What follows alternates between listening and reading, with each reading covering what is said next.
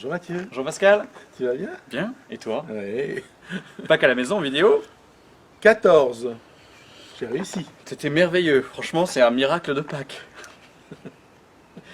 De quoi voudrais-tu, de quoi désirerais-tu que nous parlions? Et je me dis, après vos deux merveilleuses vidéos, à toi et à Julien, À Julien et à moi. oui, bah comme tu veux, on pourrait approfondir sur ce que c'est que la foi pour en finir. Excellente question, parce qu'on ne sait pas très bien ce que c'est que la foi. Voilà. Exactement. Et alors, on pourrait se dire, c'est assez curieux de voir en ce moment dans les évangiles d'après la résurrection de Jésus. Et donc, Jésus apparaît ressuscité et on voit toujours la peur, le doute des apôtres, L'incompréhension. l'incompréhension. Ils se demandent s'ils ne voient même pas un fantôme ou. Qui cherche-t-il là, quoi? Voilà, exactement.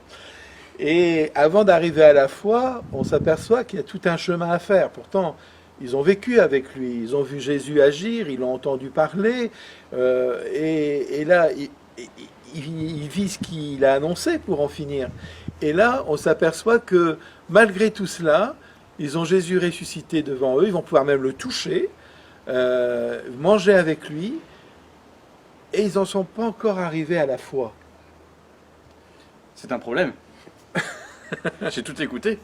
Et donc, on s'aperçoit que Jésus, qu'est-ce que fait Jésus pour en finir? Il redit tout ce dont on... Tout... Les prophéties. Voilà. Nous avons donc l'Ancien Testament. Nous avons l'Ancien Testament, frères et sœurs, et on a tous notre Ancien Testament. C'est-à-dire que on a des attentes dans notre cœur. On a des désirs, on a des idées, on a des pensées du bonheur, on a des pensées de la vie, on a des pensées sur Dieu, des choses, on sait beaucoup de choses, on a des événements. Mais il y a comme... c'est pas abouti, on n'est pas comblé en fait. Il manque quelque chose. On a des croyances. On a plein de croyances. On a des croyances, mais est-ce que c'est la foi? Ça, c'est autre chose. Et on s'aperçoit que même à l'époque de Jésus, on s'était fait plein d'images de Dieu. On s'était représenté Dieu de différentes manières, et puis nous aussi on le fait. On a plein d'images de Dieu. Mais de passer à ces croyances à la foi, les évangiles de l'après-résurrection nous montrent qu'il y a encore un chemin à faire. Exactement. Qu'il y a un chemin à faire. Et du coup, la foi, c'est quoi? C'est un peu ce que vont ressentir les témoins d'Emmaüs au moment où Jésus va rompre le pain.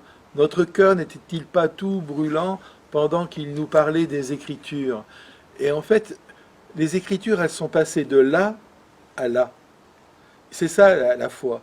Si on en reste qu'au niveau intellectuel, essayer de comprendre les Écritures d'une manière intellectuelle, etc., on aura des croyances, mais on n'aura pas la foi. Exactement. Ça peut être aussi d'ailleurs une sagesse. On peut se dire, c'est bien d'aller à la messe parce que c'est un équilibre entre l'âme et le corps. C'est bien de faire du sport. Nous, on fait beaucoup de sport, ça se voit. Surtout moi. Surtout toi, mais moi aussi en ce moment, dans le confinement et tout. Bref, on pourrait avoir une sagesse dont Jésus fait partie. Jésus, il peut être considéré comme un grand maître de sagesse, mais pour autant, c'est pas encore la foi. Voilà. Et je pense que ce que le Christ veut nous faire comprendre, Nous faire vivre.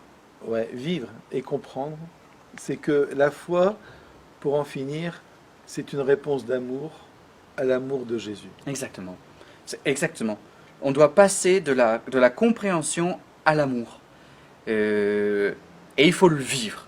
C'est une expérience, c'est une compréhension, c'est une réponse qu'à un moment on donne à Dieu. On lui donne notre cœur. Il y a un moment, on croit qu'il nous donne son cœur, alors on lui donne notre cœur. Voilà. Et tant qu'on n'a pas donné son cœur à Jésus, tant qu'on n'a pas dit oui à la résurrection de Jésus à l'intérieur de notre cœur, il n'y a pas encore cette expérience. Et du coup, il y a tout un chemin à vivre, et on doit s'aider à vivre le chemin les uns avec les autres. Parce que je me dis, la foi, c'est pas un long fleuve tranquille. Je vais t'aider à faire l'expérience. Tiens, prends cette bougie. Allume-moi. Je vais t'allumer. C'est chaud. Voilà. Pour que tu fasses l'expérience de la résurrection, que cette flamme de Jésus ressuscité entre à l'intérieur de ta vie. Voilà. Et je vais t'allumer aussi, si j'y arrive. Frères et sœurs, c'est pas du direct, mais c'est dans des conditions du réel. Voilà. Voilà. Voilà. Se laisser allumer, Là, tu caches la flamme. se laisser allumer par le Christ. N'ayons pas peur des termes.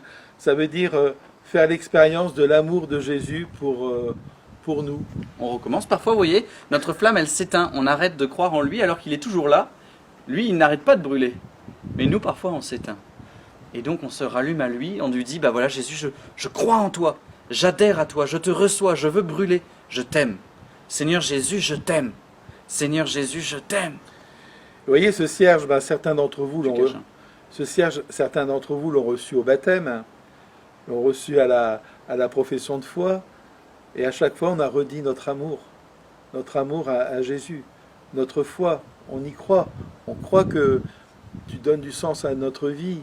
On croit que tu nous aimes profondément, et on a envie de répondre à cet amour. Je vous l'ai déjà dit, je pense, dans une vidéo précédente, la foi, c'est une histoire d'amour. Tant qu'on n'a pas compris ça, on n'a pas compris ce que c'est la foi. Ce n'est pas des règlements, des interdits. Je veux dire, quand on aime quelqu'un, on a envie de le suivre, point. Mais il faut d'abord l'aimer pour le suivre. Exact. Tant que je n'ai pas fait l'expérience d'amour, je ne suis pas prêt à le suivre. C'est une relation. La foi, c'est une relation. Un lien. Et il brûle en nous, à l'intérieur de nous. Frères et sœurs, eh bien, on vous souhaite de brûler à l'intérieur, qui est cette flamme de la résurrection de Jésus à l'intérieur de vous, une relation personnelle au Christ. Moi, ce que je vous souhaite, c'est vraiment, à travers les évangiles de ce temps de Pâques, de cette octave de Pâques, de laisser venir Jésus à votre rencontre, comme il est venu à la rencontre des apôtres. Et il leur a dit une chose à chaque fois, la paix soit avec vous. Il faut que la paix soit dans notre cœur aussi pour pouvoir accueillir l'amour. Que le Seigneur vous apporte la paix et vous apporte la lumière et qu'il vous enflamme de son amour. Exactement. Et même si les signes extérieurs sont éteints, nos cœurs brûlent de cette tendresse du Seigneur. C'est pas du tout un échec. Christ est ressuscité. Il est vraiment ressuscité.